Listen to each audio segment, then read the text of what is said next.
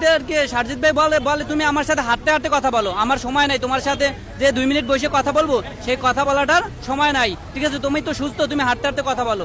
আমি আর কি তার সাথে যদি হাঁটতে হাঁটতে কথা বলতে পারতাম তাহলে তো আমার বিট দিত না, ঠিক আছে। তারপর আমি তার সাথে কথা আর কি বললাম, ঠিক আছে। সে মাত্র 2 জন ক্রিটিক্যাল পেশেন্ট দেখেছে যাদের হাত এবং পা নাই, তাদেরকে দেখে গেছে।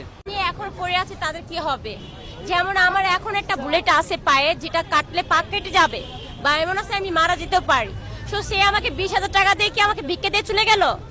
আমি কি তার কাছে ভিক্ষে চাইছি 20,000? আমার ভবিষ্যতে লাইফটা কি? আমার যে ভবিষ্যতে পাটা কেটে যাবে বা এরকম কোনো কিছু, সে একটা সিদ্ধান্ত বা কোনো ভালো মন্দ কথা সে তো কিছুই বলে নাই। সেই সময়টাকে সে আমাকে দিতে পারে, তা সে আসছে কি ভিক্ষা দিতে? তা সে ভিক্ষা তো রাস্তা বসে আমরা নিতে পারি, তো তার কাছে কেন আমরা সাহায্য চাবো? সরকারের কাছে কেন আমরা অনুরোধ করবো? আমাদের জন্য, আমাদের এত কিছুর জন্য আমরা কিসের জন্য করলাম? এই দেশের জন্য এত কিছু যে করলাম, সেটা কি ভিক্ষার জন্য? 20,000 টাকার জন্য? 20,000 টাকা কি সব রিস্কানা পকেটেও থাকে? যে ভিক্ষা করে তার কাছেও আছে।